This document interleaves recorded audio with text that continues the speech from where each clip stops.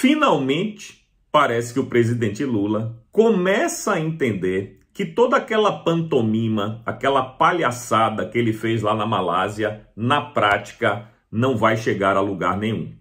Ele ontem deu uma declaração dizendo que ele é um presidente experiente e ele sabe que quando alguém não quer negociar, coloca uma pessoa que é contra aquela negociação. E ele estava dando uma indireta para o Marco Rubio, evidentemente. Ou seja, Lula está morrendo de medo de Marco Rubio, porque sabe que com Marco Rubio à frente não haverá negociação. Então ele está tentando, de alguma maneira, encontrar um caminho para pedir a Donald Trump que retire o Marco Rubio. Só que vai ser muito difícil que isso aconteça. Vamos lá. Se ele é um presidente experiente, como ele diz, imagine Donald Trump. E se Trump botou Rubio lá, o que é que você acha que Rubio vai fazer? Evidentemente, está na cara de todo mundo, nós da direita já batemos nisso há muitos e muitos meses, desde que esse imbróglio começou, das tarifas, sanções, etc.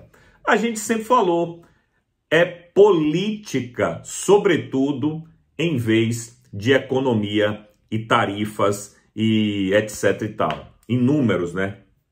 Então, tá muito claro que se o presidente Donald Trump escolheu Marco Rubio, é porque ele quer falar de política. Tudo que Lula não quer e não pode, porque Lula não tem autonomia para tomar decisões na seara política, porque quem manda no Brasil não é o executivo, é o judiciário, como todo mundo sabe. Então agora a gente está no impasse. Finalmente, Lula entendeu que não vai para lugar nenhum com Marco Rubio à frente. Trump não vai tirar Marco Rubio de jeito nenhum. Isso é óbvio, está claro e cristalino. Ele designou Marco Rubio, inclusive naquela coletiva de imprensa ao lado do Scott Bessent e também do cara lá do Tesouro Americano, ele disse para Lula, ó, esses são os caras que vão negociar com você, aqui está o Scott Bessent, aqui está o Marco Rubio, que não entende muito de economia, mas entende de política.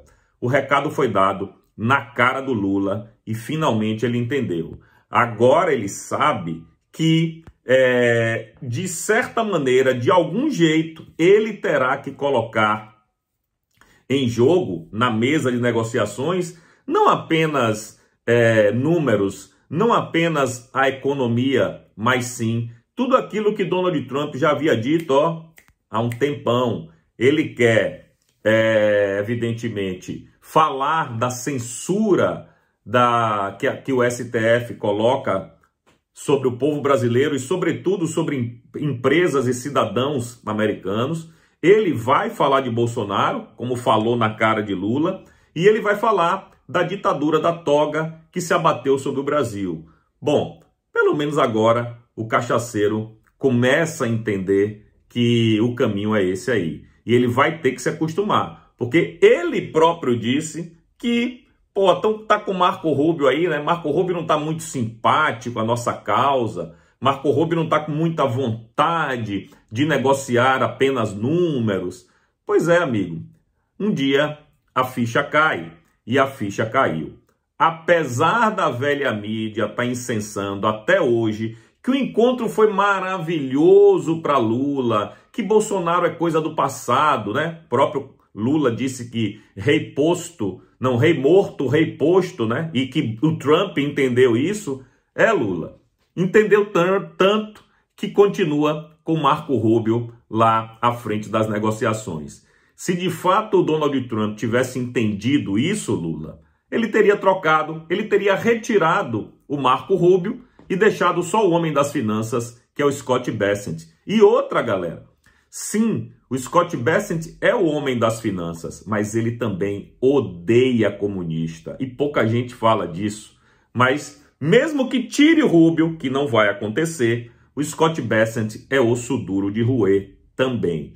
Enfim, estamos nisso. A imprensa incensando um acordo que não existiu, as tarifas continuam, as sanções continuam, as perdas de visto continuam, mas a imprensa dizendo que Lula é o grande vencedor, Bolsonaro perdeu e Eduardo é carta fora do baralho.